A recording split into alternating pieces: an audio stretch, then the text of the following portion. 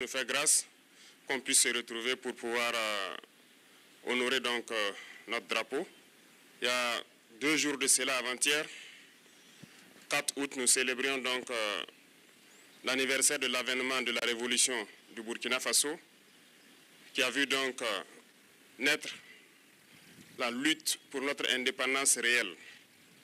Le 4 août 1984, le Nord-Burkina Faso est né avec le drapeau que nous venons de monter, les armoiries, l'hymne national, tout a été changé.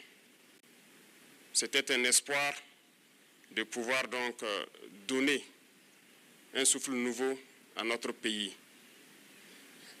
C'était bien sûr à la veille du 5 août qui consacre donc la proclamation de l'indépendance qui nous a été donnée donc en 1960.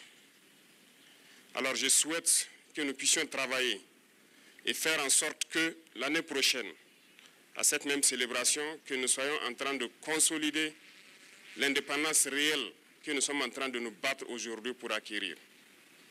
Que chacun s'y mette, parce que l'indépendance ne se donne pas, ça s'arrache. Et c'est cette lutte que nous sommes en train de mener actuellement. Depuis quelques semaines, je dirais, de cela, il y a des rumeurs de tentatives de déstabilisation de notre pays. Et je pense que certaines presses de la place ont aussi relaté certains faits. Alors, en tant que travailleur de la présidence, c'est un devoir de pouvoir vous donner l'information juste et que vous puissiez aussi informer d'autres personnes en retour. Et surtout pour votre gouverne et votre sérénité dans le travail. En effet, depuis très longtemps, nous suivons effectivement une cellule dans un pays voisin qui est dirigée par des services de renseignement occidentaux, dirigés principalement contre notre pays, et les opérations devraient principalement commencer en fin mai. Ça devait consister donc à une guerre de communication intense contre notre pays, ce que vous avez suivi.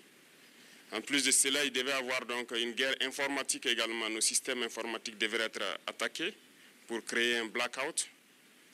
En plus de ça, il y a une guerre économique souple et passive, qui ne dit pas son nom, que nous avons aussi su contenir. Plusieurs projets d'attaque de points sensibles ont été planifiés.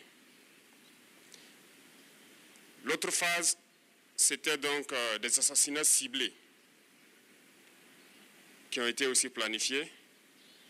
Et ensuite, les attaques de masse devraient avoir lieu donc au sein des FDS, mais surtout des attaques lâches qui devraient avoir lieu dans les villes et qui avaient pour cible principale donc les agents de la veille citoyenne que vous connaissez sous le nom de Waïa.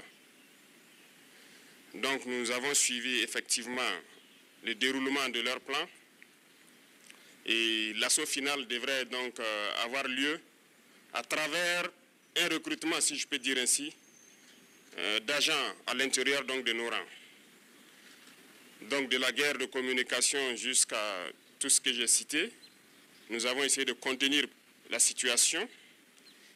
Certaines personnes ont été arrêtées dans cette subversion. Dans les projets d'attaque, environ une dizaine, malheureusement, de personnels FDS qui ont été arrêtés avec des complicités avérées en lien avec les terroristes, qui sont différents de ceux qui sont dans la subversion. Donc ces personnels étaient en lien avec les terroristes, les donnaient les informations nécessaires pour mener des attaques. C'est malheureux que ce soit des Burkinabés et encore des personnels de FDS, mais c'est le cas.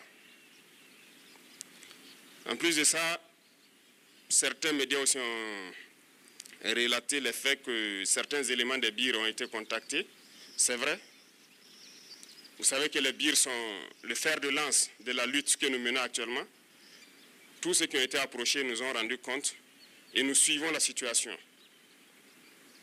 C'est malheureux de vouloir rester à l'extérieur et de manipuler des soldats à l'intérieur pour faire ce que vous voulez.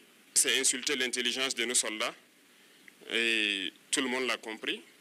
Je pense que ces officiers qui manipulent sont tous à l'extérieur et ils continuent de leur travail depuis l'extérieur. Ce n'est pas honorable pour un officier d'agir ainsi. Je pense que pour plus de dignité, ce serait bien qu'ils rentrent et qu'ils mènent eux-mêmes leur projet. Et nous les attendons. C'est pour vous dire que nous suivons la situation et nous allons continuer de sévir et d'agir pour toujours maintenir le cap que nous avons donc pris, parce que c'est une lutte de longue haleine. Ce sont des événements qui ne vont pas manquer. Nous dérangeons beaucoup de gens, nous savons. L'indépendance, comme je vous l'ai dit, ça s'arrache.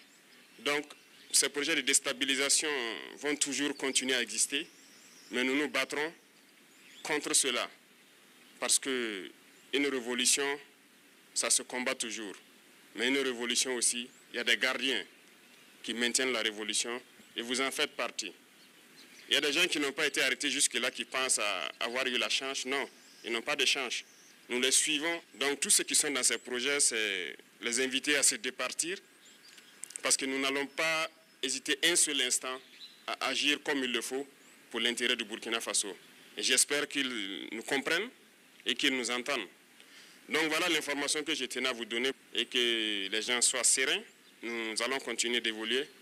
Nous prendrons toutes les mesures nécessaires pour que le Burkina Faso existe et soit comme nous le souhaitons.